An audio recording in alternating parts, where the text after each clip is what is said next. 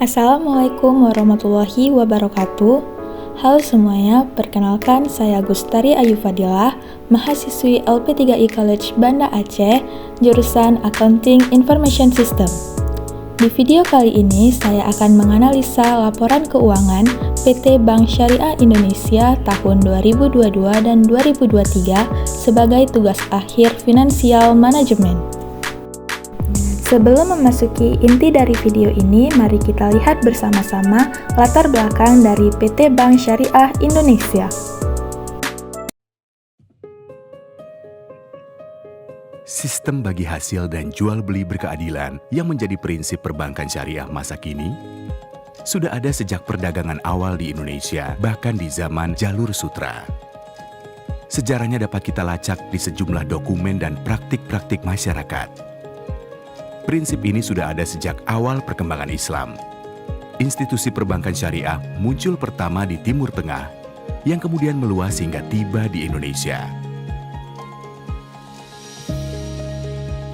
Semangat bersyariah di masyarakat muncul dengan hadirnya perbankan syariah. Berbagai produk layanan perbankan seperti solusi pembiayaan, pendanaan, hingga beragam transaksi dengan akad syariah sebagai dasar penerapannya. Zaman berganti dan teknologi maju sedemikian pesat. Dunia digital menuntut perubahan yang cepat.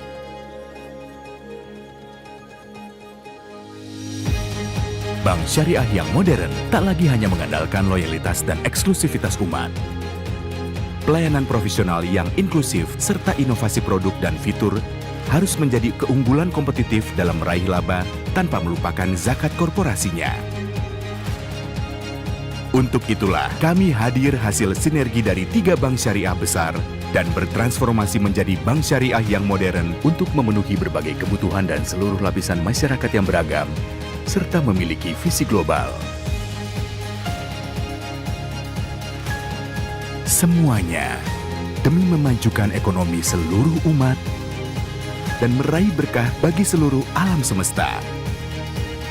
Karena Bank Syariah Indonesia percaya, inilah nilai-nilai Indonesia demi memajukan ekonomi umat. Bank Syariah Indonesia.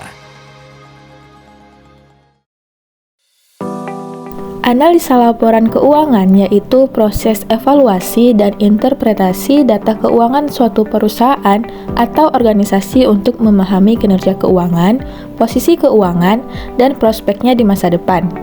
Analisis ini membantu pengguna laporan keuangan seperti investor, kreditur, dan manajemen membuat keputusan yang tepat.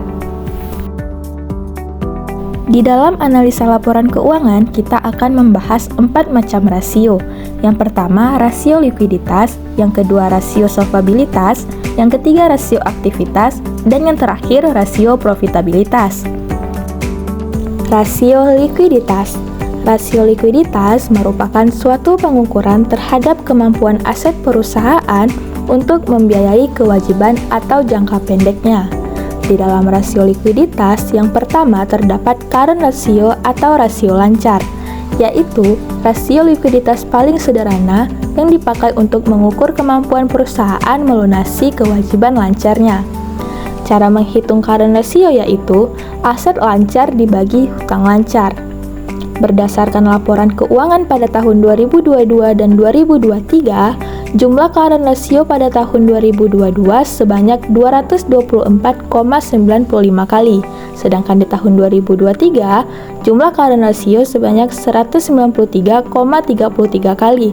Artinya, di tahun 2022, jumlah aktiva lancar sebanyak 224,95 kali dari utang lancar, atau utang lancar dijamin oleh Rp224,95 harta lancar.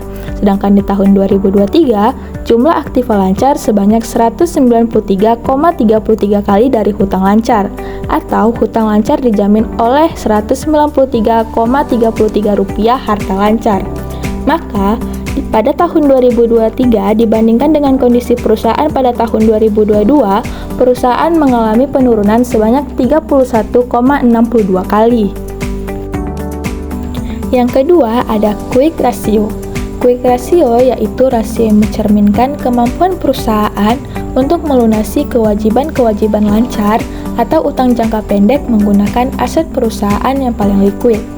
Cara menghitung quick ratio yaitu aktiva lancar dikurang persediaan dibagi hutang lancar. Berdasarkan laporan keuangan pada tahun 2022 dan 2023, jumlah quick ratio pada tahun 2022 sebanyak 224,95 kali, sedangkan di tahun 2023 jumlah quick ratio sebanyak 193,33 kali. Artinya, di tahun 2022 jumlah aktiva lancar sebanyak 224,95 kali dari utang lancar, atau utang lancar dijamin oleh Rp224,95 harta lancar.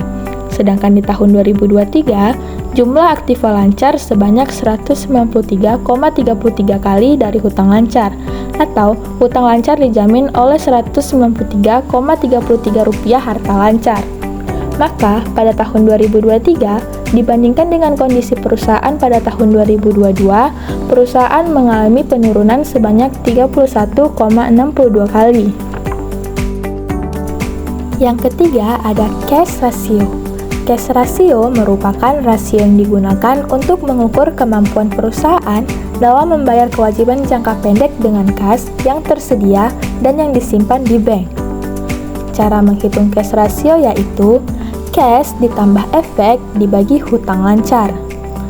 Berdasarkan laporan keuangan pada tahun 2022 dan 2023, jumlah cash ratio pada tahun 2022 sebanyak 84,90 kali. Sedangkan pada tahun 2023, jumlah cash ratio sebanyak 75,54 kali. Artinya, di tahun 2022, jumlah kas sebanyak 84,90 kali dari hutang lancar, atau setiap Rp1 hutang lancar dapat dijamin oleh Rp84,90 dengan kas. Sedangkan di tahun 2023, jumlah kas sebanyak 75,54 kali dari hutang lancar, atau setiap Rp1 hutang lancar dapat dijamin oleh Rp75,54 dengan kas. Maka, pada tahun 2023, dibandingkan dengan kondisi perusahaan pada tahun 2022, perusahaan mengalami penurunan sebanyak 9,36 kali. Yang keempat ada working capital to total asset ratio. Working capital to total asset ratio yaitu salah satu alat ukur dari likuiditas. Rasio ini menunjukkan proporsi modal kerja bersih terhadap total aset. Modal kerja bersih di sini berarti selisih antara aset lancar dengan utang lancar. Cara menghitung working capital to total asset ratio yaitu aktiva lancar dikurang utang lancar dibagi total aktiva. Berdasarkan laporan keuangan pada tahun 2022 dan 2023, di tahun 2022, working capital to total asset ratio sebesar 0,73 kali, atau setiap Rp1 aset perusahaan, Rp0,73 terdiri dari modal kerja. Sedangkan di tahun 2023, working capital to total asset ratio sebesar 0,71 kali, atau setiap Rp1 aset perusahaan, Rp0,71-nya terdiri dari modal kerja. Maka pada tahun 2023 dibandingkan dengan kondisi perusahaan pada tahun 2022, perusahaan mengalami penurunan sebanyak 0,02 kali. Rasio solvabilitas. Rasio ini digunakan untuk mengukur kemampuan perusahaan dalam melunasi semua kewajibannya, baik dalam jangka pendek maupun jangka panjang, dengan jaminan aktiva atau kekayaan yang dimiliki perusahaan sehingga perusahaan tersebut dilikuidasi. Di dalam rasio solvabilitas yang pertama terdapat total debt to equity ratio, yaitu salah satu metrik keuangan yang sering digunakan untuk menilai kesehatan keuangan sebuah perusahaan. Rasio ini memberikan gambaran tentang seberapa besar perusahaan mengandalkan utang dibandingkan dengan modal yang dimiliki. Cara menghitung total debt to equity ratio yaitu total hutang dibagi total ekuitas. Berdasarkan laporan keuangan 2022 dan 2023, total debt to equity ratio di tahun 2022 menunjukkan nilai sebanyak 2,19 kali, yang artinya setiap 2,19 kali hutang perusahaan dijamin oleh ekuitas pemegang saham. Sedangkan di tahun 2023, nilai total debt to equity ratio menunjukkan 2,25 kali, yang artinya setiap 2,25 kali hutang perusahaan dijamin oleh ekuitas pemegang saham. Maka pada tahun 2023 dibandingkan dengan kondisi perusahaan pada tahun 2022, perusahaan mengalami kenaikan sebanyak 0,06 kali. Yang kedua, total debt to asset ratio. Total debt to asset ratio merupakan perbandingan antara hutang lancar dan hutang jangka panjang dan jumlah seluruh aktiva yang dibelanjai oleh hutang. Cara menghitung total debt to asset ratio yaitu total hutang dibagi total aktiva.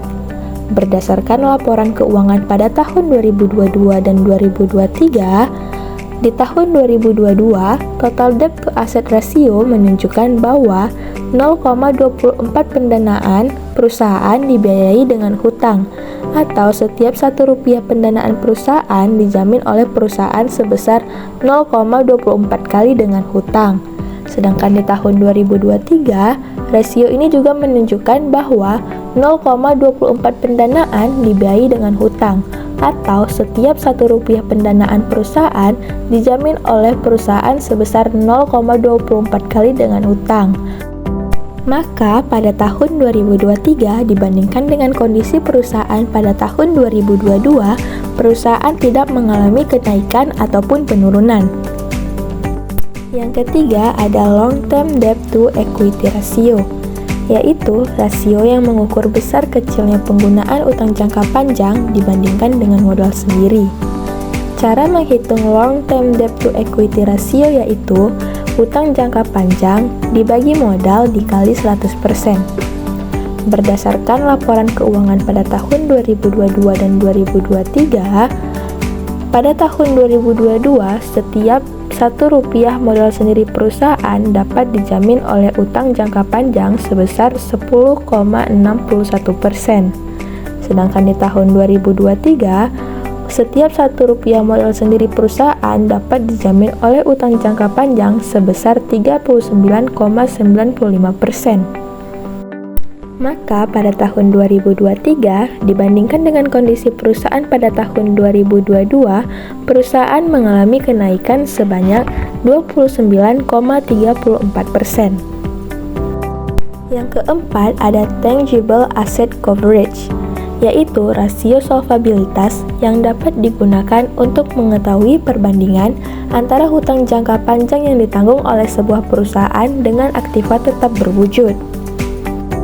Cara menghitung tangible asset coverage yaitu jumlah aktiva dikurang intangible dikurang hutang lancar dibagi hutang jangka panjang dikali 100%.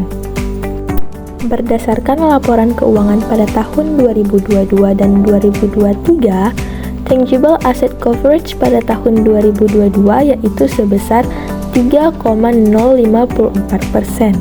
Sedangkan di tahun 2023, tangible asset coverage senilai 3,524%. Artinya, di tahun 2022, setiap Rp1 hutang jangka panjang yang ditanggung perusahaan dijamin 3,054% oleh aktiva tetap berwujud. Sedangkan pada tahun 2023, setiap Rp1 hutang jangka panjang yang ditanggung perusahaan dijamin oleh 3,524% oleh aktiva tetap berwujud. Maka di tahun 2023 dibandingkan dengan kondisi perusahaan pada tahun 2022, perusahaan mengalami kenaikan sebanyak 0,47%. Yang kelima ada times interest earned ratio, yaitu rasio keuangan yang digunakan untuk mengukur kemampuan perusahaan dalam memenuhi kewajiban bunga utangnya. Rasio ini menunjukkan seberapa banyak pendapatan yang diperoleh perusahaan sebelum bunga dan pajak, earning before interest and tax, atau disingkat dengan EBIT, dapat menutupi biaya bunga yang harus dibayar. Cara menghitung times interest earned ratio yaitu EBIT dibagi hutang jangka panjang dikali 100%. Berdasarkan laporan keuangan pada tahun 2022 dan 2023, Di tahun 2022, jumlah times interest earned ratio yaitu 159,10%. Sedangkan di tahun 2023, jumlah times interest earned ratio yaitu 49,036%. Artinya, di tahun 2022, setiap Rp1 beban bunga yang ditanggung perusahaan dijamin 159,10% oleh laba sebelum pajak. Sedangkan di tahun 2023, setiap Rp1 beban bunga yang ditanggung perusahaan dijamin 49,036% oleh laba sebelum pajak.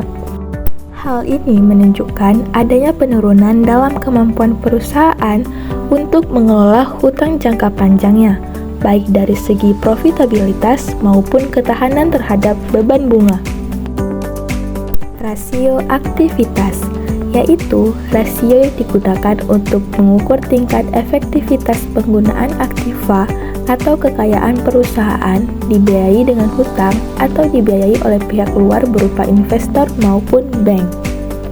Di dalam rasio aktivitas, yang pertama terdapat total asset turnover, yaitu rasio yang digunakan untuk mengukur efisiensi perusahaan dalam menghasilkan penjualan berdasarkan total aset yang dimiliki.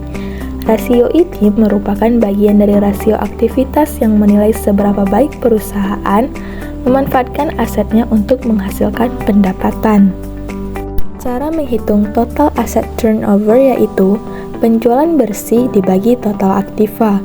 Berdasarkan laporan keuangan pada tahun 2022 dan 2023, di tahun 2022 total asset turnover menunjukkan bahwa nilainya yaitu 0,060 kali. Sedangkan pada tahun 2023, total asset turnover yaitu nilainya 0,057 kali. Artinya, di tahun 2022 rasio ini menunjukkan bahwa untuk setiap 1 unit mata uang yang diinvestasikan dalam total aset, perusahaan berhasil menghasilkan sekitar 0,060 kali dalam penjualan. Sedangkan di tahun 2023, rasio ini menunjukkan bahwa untuk setiap 1 unit mata uang yang diinvestasikan dalam total aset, perusahaan berhasil menghasilkan sekitar 0,057 kali dalam penjualan. Maka, pada tahun 2023 dibandingkan dengan kondisi perusahaan pada tahun 2022, perusahaan mengalami penurunan sebesar 0,03 kali. Penurunan ini menunjukkan bahwa perusahaan mungkin kurang efisien dalam menggunakan asetnya untuk menghasilkan penjualan di tahun 2023 dibandingkan dengan tahun 2022. Yang kedua ada working capital turnover, yaitu rasio yang mengukur efisiensi perusahaan dalam menggunakan modal kerja untuk mendukung penjualan. Rasio ini menunjukkan seberapa baik perusahaan dapat menghasilkan pendapatan dari modal kerja yang tersedia. Cara menghitung working capital turnover yaitu penjualan neto dibagi aktiva lancar dikurang hutang lancar. Berdasarkan laporan keuangan pada tahun 2022 dan 2023, di tahun 2022, rasio working capital turnover adalah 0,081 kali. Nilai ini menunjukkan bahwa perusahaan memiliki modal kerja positif pada tahun 2022. Sedangkan di tahun 2023, rasio working capital turnover adalah 0,080 kali, yang juga menunjukkan modal kerja positif pada tahun 2023. Namun dari hasil di atas dapat disimpulkan bahwa working capital pada tahun 2022 dan 2023 memiliki nilai yang lumayan rendah. Itu artinya perputaran modal kerja dari perusahaan ini kurang baik. Rasio profitabilitas dan rentabilitas, yaitu rasio yang digunakan untuk mengukur tingkat imbalan atau perolehan keuntungan dibandingkan penjualan atau aktiva. Mengukur seberapa besar kemampuan perusahaan memperoleh laba dalam hubungan dengan penjualan, aktiva maupun laba dan modal sendiri. Di dalam rasio profitabilitas dan rentabilitas, yang pertama terdapat gross profit margin, yaitu perbandingan antar penjualan bersih dikurangi dengan harga pokok penjualan dengan tingkat penjualan. Rasio ini menggambarkan laba kotor yang dapat dicapai dari jumlah penjualan. Cara menghitung gross profit margin yaitu laba kotor dibagi penjualan bersih dikali 100%. Berdasarkan data laporan keuangan tahun 2022 dan 2023, di tahun 2022, gross profit margin adalah 50%, yang berarti perusahaan berhasil menghasilkan laba kotor sebesar 50% dari total penjualan bersihnya. Sedangkan di tahun 2023, gross profit margin adalah 60%, yang berarti perusahaan juga berhasil menghasilkan laba kotor sebesar 60% dari total penjualan bersihnya. Artinya, terjadi kenaikan dalam gross profit margin dari 50% pada 2022 menjadi 60% pada tahun 2023. Gross profit margin yang masih di 60% pada tahun 2023 menunjukkan bahwa perusahaan mampu menghasilkan laba yang signifikan dari penjualannya, meskipun di tahun sebelumnya nilainya di bawah 60%. Yang kedua ada net profit margin, yaitu rasio yang digunakan untuk mengukur laba bersih sesudah pajak lalu dibandingkan dengan volume penjualan. Cara menghitung net profit margin yaitu laba setelah pajak dibagi penjualan bersih dikali 100%. Berdasarkan data laporan keuangan pada tahun 2022 dan 2023, di tahun 2022, net profit margin adalah 37%, yang berarti perusahaan menghasilkan laba bersih sebesar 37% dari setiap unit penjualan bersih yang diperoleh. Sedangkan pada tahun 2023, net profit margin adalah 45%, yang berarti perusahaan menghasilkan laba bersih sebesar 45% dari setiap unit penjualan bersih yang diperoleh. Artinya, kenaikan net profit margin sebesar 8% dari 2022 ke 2023 menunjukkan adanya kenaikan efisiensi dalam menghasilkan laba bersih dari penjualan. Yang ketiga ada earning power of total investment, rate of return and total asset atau disingkat dengan ROA, yaitu rasio yang digunakan untuk mengukur kemampuan dari modal yang diinvestasikan dalam keseluruhan aktiva untuk menghasilkan keuntungan neto. Cara menghitung ROA yaitu laba sebelum bunga dan pajak dibagi total aktiva dikali 100%.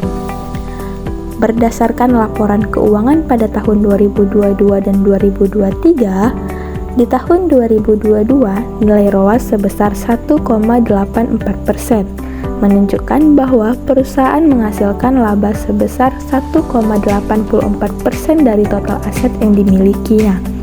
Sedangkan di tahun 2023, ROA menghasilkan nilai 2,14%, menunjukkan bahwa laba yang dihasilkan perusahaan adalah 2,14% dari total aset. Artinya, pada tahun 2023, perusahaan memiliki kemampuan penghasilan yang lebih tinggi dibandingkan tahun 2022. Ini menunjukkan bahwa perusahaan lebih efisien dalam menggunakan asetnya untuk menghasilkan laba pada tahun 2023 dibandingkan dengan tahun 2022. Yang keempat ada rate of return for the owners atau disingkat dengan ROE, yaitu rasio yang digunakan untuk mengukur kemampuan dari modal sendiri untuk menghasilkan keuntungan bagi seluruh pemegang saham, baik saham biasa maupun saham preferen. Cara menghitung ROE yaitu laba bersih setelah pajak dibagi modal sendiri dikali 100%. Berdasarkan laporan keuangan pada tahun 2022 dan 2023, di tahun 2022 nilai ROE adalah 12,71%, yang berarti perusahaan menghasilkan laba bersih setelah pajak sebesar 12,71% dari setiap unit modal sendiri yang diinvestasikan oleh pemegang saham. Begitu pula dengan tahun 2023, nilai ROE yaitu 14,72%, yang berarti perusahaan menghasilkan laba bersih setelah pajak sebesar 14,72% dari setiap unit modal sendiri yang diinvestasikan oleh pemegang saham. Ini artinya ROE mengalami kenaikan dari 12,71% menjadi 14,72%.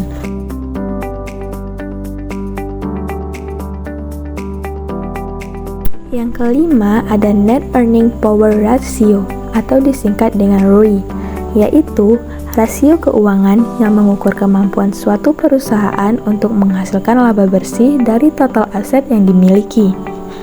Cara menghitung ROE yaitu laba bersih dibagi total aktiva dikali 100%.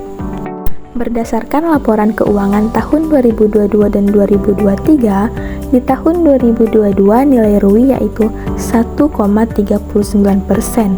yang berarti perusahaan berhasil menghasilkan 1,39% laba bersih dari setiap unit total aktiva yang dimilikinya. Begitu pula pada tahun 2023, nilai ROE yaitu 1,61%, yang berarti perusahaan menghasilkan 1,61% laba bersih dari setiap unit total aktiva yang dimilikinya. Artinya, net earning power ratio atau disingkat dengan ROE perusahaan meningkat dari 1,39% pada tahun 2022 menjadi 1,61% pada tahun 2023. Hal ini menunjukkan bahwa perusahaan lebih efisien dalam menghasilkan laba bersih dari total aktiva yang dimilikinya. Hasil analisa rasio tersebut dapat disimpulkan bahwa pada tahun 2022 ke tahun 2023, PT Bank Syariah Indonesia banyak mengalami penurunan. Meskipun adanya penurunan tersebut, dapat dikatakan PT Bank Syariah Indonesia tetap dalam kondisi atau keadaan yang baik. Itulah analisis rasio keuangan PT Bank Syariah Indonesia. Sekian dari saya, mohon maaf bila ada kesalahan. Assalamualaikum warahmatullahi wabarakatuh.